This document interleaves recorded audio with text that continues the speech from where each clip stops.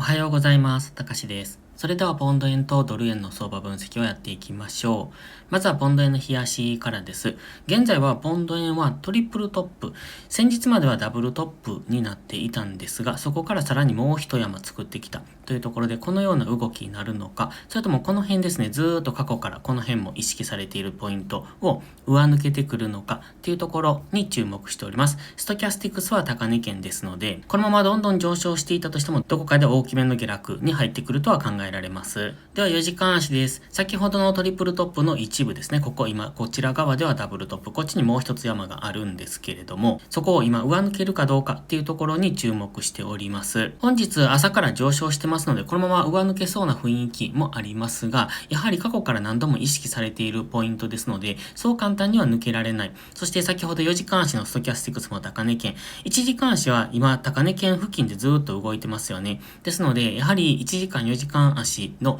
ストキャスティクスも高値圏にあるので、この先ほど言ったポイントを上抜けたとしても、そう簡単には上がっていけない。一度深めの押しをつけてくる。もし上昇するとしても、こういう動きを想定しておくのが分かりやすいと思います。少なくともインジケーターが変わりすぎを表しておりますので、一旦は調整の動きをしてくる可能性が高いと思います。では1時間足です。1時間足は GMMA にサポートされながら上昇してきております。GMMA の青帯がずっと意識されているのが分かりますよね。今までも綺麗に上昇トレンドを描いておりました。上位足も上昇トレンドですので、基本的にはこういう上昇のイメージを持っておきたい。ただ、今の動きを見ていると、今朝の上昇で一旦伸びきっている感がありますよね。伸びきっている。ストキャスティクスも高値圏。4時間足もストキャスティクスは高値圏付近にありましたので、やはり現在の状態から買っていくのは優位性がないとは思います。もちろんこのままどんどん上昇していくってことも考えられますが、基本的な考え方としては、やはりインジケーターが過熱感を表しているってことは、一度調整の動きですね。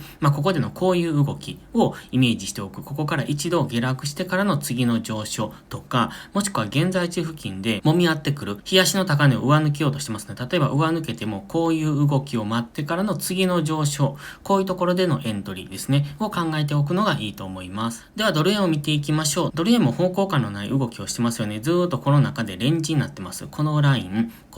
の中でのレンジですよね。今こういう動きをしているところなので、このレンジがどこまで継続するのか、このレンジを抜けられるかどうかですね。ざっくりと言うと、こことここの間でのレンジ。今こういう動きをしてますよね。今もうレンジ上限付近にありますので、ここからこういう動きをしてくるのかどうかっていうところ。もちろん上抜ければこういう動き、下抜ければこういう動きになりますので、それがどっちになるのかっていうところを見ておきたい。そろそろストキャスティクスは高値圏です。なので単純に今、冷やしの大きなレンジにあるので、この辺にアラートを仕掛けておけばいいですよね。アラートを仕掛けておいて、そこまで到達するのを待つっていう考え方がトレードがやりやすいと思いますので、トレーディングビュー簡単にアラート設定できますので、良ければ一度お試しください。概要欄に URL を貼っておきます。無料で登録はしていただけます。では4時間足です。先ほどの冷やしのレンジがこことここですね。この白い平行のラインの中で挟まれたところ、そして過去の動きはこういう動きをしていて、現在はそのレンジの上限に向かって上昇しているところ、もちろんこれ上限まで行くとは限りませんので、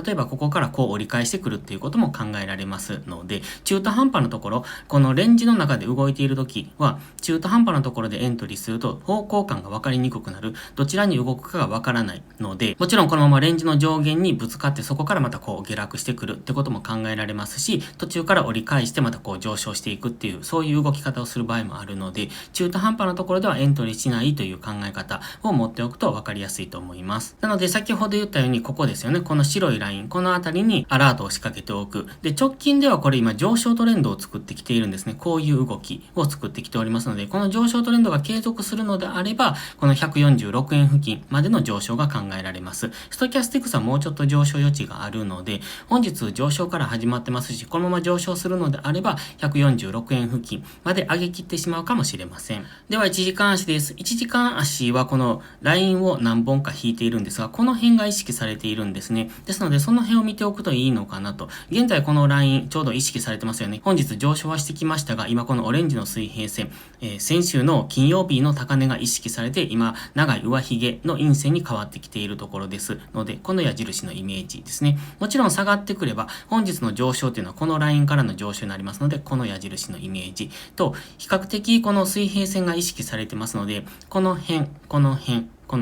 この辺ですね。を意識しておくといいんじゃないでしょうか。もちろんこれ1時間足の GMMA で今サポートされて上昇してますので、もしこれ1時間足の GMMA 割ってくると、この GMMA がこういう動きに変わってきますので、こういう下落の流れができてきますので、それがどうなるかですね。本日は強くは上昇してますけれども、今までの動きを見ていると、基本的に上値は重くなりそうですので、あまりどんどん上昇すると思わない方がいいですね。利益が出ればすぐに利益確定する。今ですとこの辺での利益確定ですよね。そういうように細かく利益確定していくのが安全だと思います。